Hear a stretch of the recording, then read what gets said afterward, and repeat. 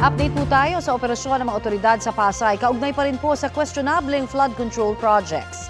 May ulat on the spot si June Veneracion. June?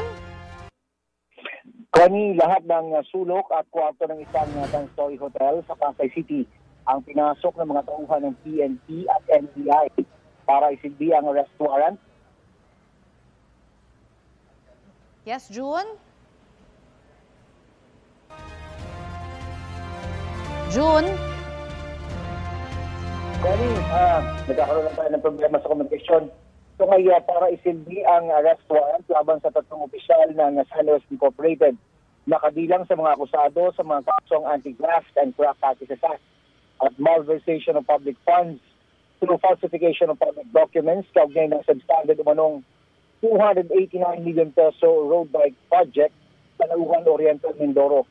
Mahigit 100 pulis at NBI agents ang pinakilos para magsagawa ng visual search sa loob ng hotel. Makipag-coordinate muna ng otoridad sa hotel management pagdating sa area. Sabi ni CIDG NCR Chief Police Colonel John Biagi, meron silang informasyon na sa hotel nagtatago sina Consuelo Daito Aldon, Anthony Lingo at Noel Yapao, mga miyembro ng SANWEST Board of Directors. Ang hotel ay subsidiary ng SANWEST Incorporated ayon kay Colonel Biagi.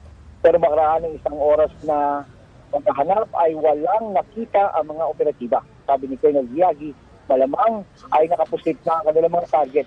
Pero hindi pa rin daw sila titigil sa paghahanap hanggang sa makuha ang lahat ng mayroong warrant of arrest. Sa 16 na inisyuhan ng warrant, ito pa ang at large kabilang si dating Congressman Zalvico. Maraming Maraming salamat, June Veneracion.